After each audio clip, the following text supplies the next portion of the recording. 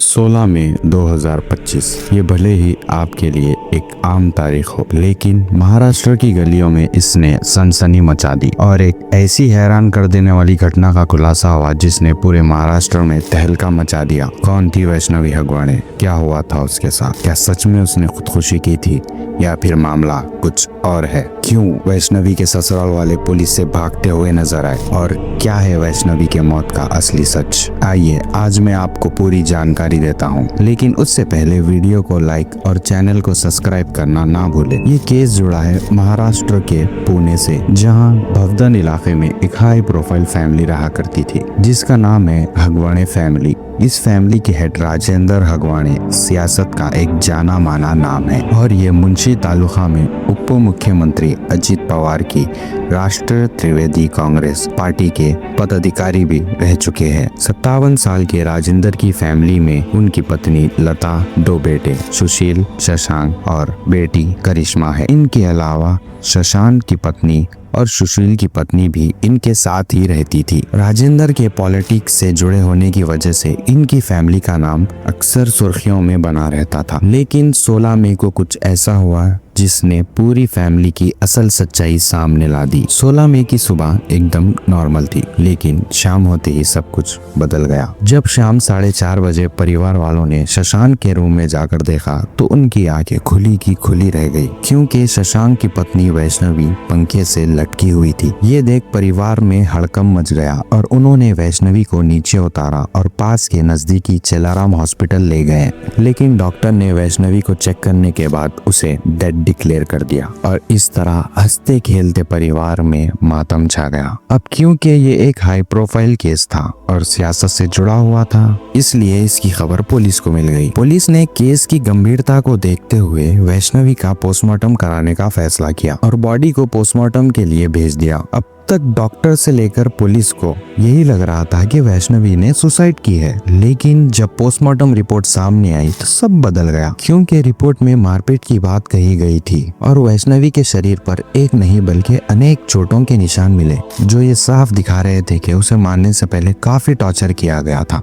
तो क्या सच में वैष्णवी को मारा गया था? इस सवाल का जवाब ढूंढने के लिए पुलिस ने अब अपनी जांच तेज कर दी और पुलिस का शक तब और बढ़ गया जब 17 मई को राजेंद्र और सुशील हॉस्पिटल तो आए, लेकिन उसके बाद कहीं फरार हो गए और उनका कोई कहीं सुराग नहीं मिला। बेटी की मौत के बाद वैष्णवी का परिवार भी शांत नहीं रहा, बल्कि उन्होंने हगवाणे फैमिली पर कई आरोप लगाए। वैष्णवी के पिता अनिल ने पुलिस से शिकायत में कहा कि उनकी बेटी को काफी लंबे समय से टॉर्चर किया जा रहा था। टॉर्चर सिर्फ मेंटली ही नहीं बल्कि फिजिकली भी था, जिसकी वजह थी डॉवरी यानी दहेज, जो वैष्णवी के मौत की बड़ी वजह बनी। परिवार ने खुलासा किया कि उन्होंने शादी में अपनी बेटी वैष्णवी को 51 तोले सोना, चांदी और एक SUV कार, ये सब उन्होंने हगवाणे फैमिली की डिमांड पर दिया था। परिवार ने सोचा था कि इतना सब देने के बाद उनकी बेटी खुश रहेंगी, लेकिन हुआ बिल्कुल उल्टा। हगवाणे फैमिली ने शादी के कुछ ही वक्त बाद अपना असली रूप दिखाना शुरू कर दिया।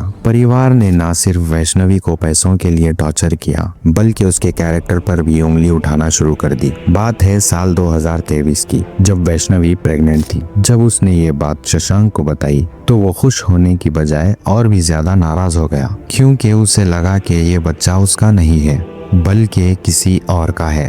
हालांकि वैष्णवी ने उसे समझाने की बहुत कोशिश की, उसे यकीन दिलाया कि ये बच्चा सिर्फ उसका है, लेकिन शक्की मिजाज के शशांक ने वैष्णवी की एक बात भी नहीं सुनी और उसके साथ बहुत मारपीट की। जब वैष्णवी से दिल भर गया तो उसने उसे घर से भी निकाल दिया। इस घटना ने वैष्णवी को अंदर तक झंझोड़ कर रख दिया और उसने अपनी जान लेने की कोशिश की।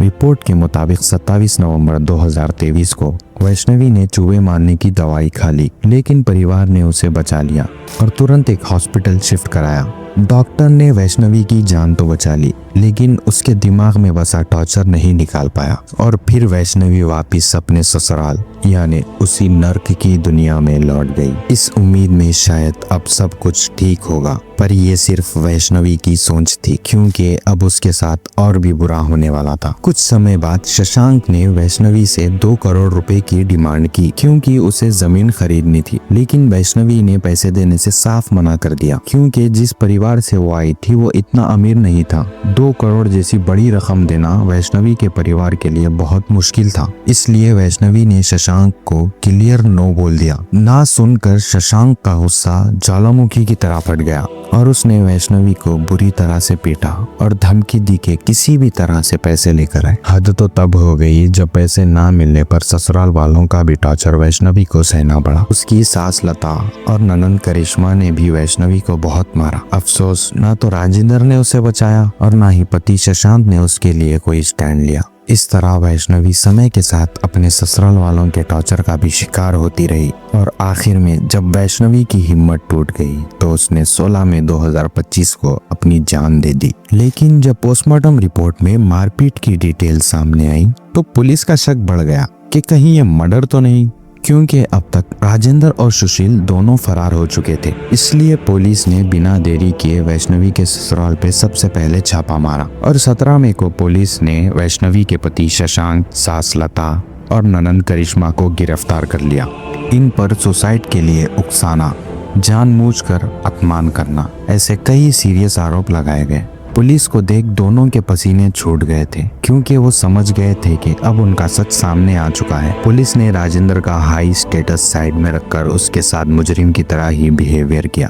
हालांकि इस दौरान पुलिस को लोगों की नाराजगी भी झेलनी पड़ी, क्योंकि पिछले 7 दिनों में पुलिस ना तो राजेंद्र और सुशांत का पता लगा पाई थी और ना ही उन्हें पकड़ पाई थी। इस वजह से लोगों को लगने लगा था कि पुलिस राजेंद्र के बैकग्राउंड के चलते उसे बचाने की कोशिश कर रही है। लेकिन पुलिस ने लोगों की इस गलतफहमी को दूर कर दिया और कहा कि उन पर कोई दबाव नहीं था और ना ही उन्हें किसी का फोन आया था। पुलिस ने कहा कि एक महिला के साथ इतना क्रूर बर्ताव वाकई शर्म की बात है और हम इसके खिलाफ सख्त से सख्त कदम उठाएंगे। पुलिस ने बड़े ईमानदारी से इस केस को सुलझाने की कोशिश की और सिर्फ 1 हफ्ते के अंदर राजेंद्र और सुशील दोनों को गिरफ्तार कर लिया। एक पुलिस ऑफिसर ने यह भी बताया कि इन 7 दिनों में राजेंद्र ने किन किन जगहों पर छुपने की कोशिश की। इसमें पुणे, सातारा और कोल्हापुर, कर्नाटक के जैसे कई इलाके शामिल थे। सबसे पहले 17 मई को राजेंद्र और सुशील अलादी के एक लॉज में थे, लेकिन पकड़े जाने के डर से 18 मई को वहां से निकल गए। फिर दोनों मावल में दोस्त के एक खेत पर छुप गए। 19 को ये जोड़ी सातारा के पूसे गांव में गई और 20 मई को कोल्हापुर में कंगल के पास कोंगली रिसोर्ट में रुकी थी। उसके बाद दोनों कर्नाटक के नेपानी गए और फ्राइडे की सुबह पुणे लौट आए और पुणे आना ही इनकी बड़ी गलती बन गई, जहां पुलिस ने दोनों को गिरफ्तार कर लिया। इस दौरान पुलिस ने 12 गवाहों के बयान भी लिए, जो हगवणे फैमिली के खिलाफ सबूत के रूप में काम में आए। पुलिस ने वैष्णवी की वेस्किरा रिपोर्ट भी पुणे के FSL में सुरक्षित रखी है, ताकि उसे कोर्ट में प्रमाण की तरह पेश किया जाए। पुलिस ने वैष्णवी के परिवार के 31 तोले सोने के क्लेम को वेरीफाई करने के लिए 2 बैंकों से कांटेक्ट किया, जिससे वैष्णवी कनेक्ट थी। इन बैंक्स में वैष्णवी के ससुराल वालों ने उसे दहेज में मिला सोना गिरवी रखा हुआ था। अब पुलिस ने बैंक लॉकर और अकाउंट को फ्रीज कर दिया है। पुलिस ये भी जांच कर रही है कि ये सोना जो है वो वैष्णवी ने खुद गिरवी रखा था या उस पर कुछ जोर जबरदस्ती की गई थी। पुलिस ने कोर्ट को बताया कि शादी के गिफ्ट में दी गई एक हाई एंड SUV और एक स्कूटर भी जब्त कर लिया है। पुलिस हर उस अत्याचार का सबूत इकट्ठा कर रही है जो वैष्णवी के साथ हुआ। पुलिस ने हगवणे के घर से CCTV फुटेज और DVR भी जब्त कर लिए हैं। राजेंद्र हगवणे और उसकी फैमिली का सच सामने आने के बाद उसे उसकी पॉलिटिकल पार्टी से भी निकाल दिया गया है। परिवार पर लगाए गए हैं कई सेक्शंस।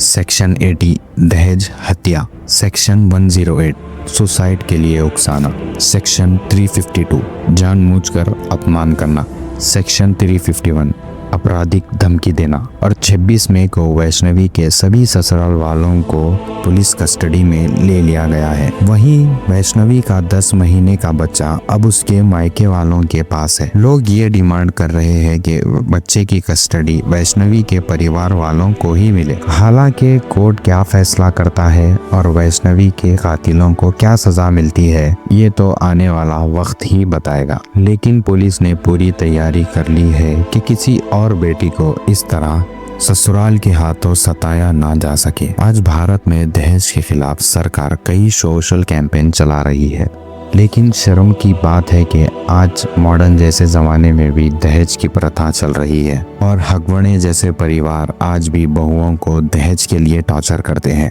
दहेज प्रथा एक समस्या नहीं बल्कि एक बीमारी है जो बेटियों के परिवार को अंदर ही अंदर खाई जाती है। इसलिए जरूरत है कि इसे जल्द से जल्द खत्म करे ताकि कोई और वैष्णवी दहेज की वजह से अपनी जान ना गंवाए। तो आपको क्या लगता है, क्या सजा मिलनी चाहिए वैष्णवी के कातिलों को? अपनी राय कमेंट में ज़रूर बताएं और वीडियो पसंद आया तो चैनल को लाइक करें, शेयर करें और सब्सक्राइब भी करें। Thank you.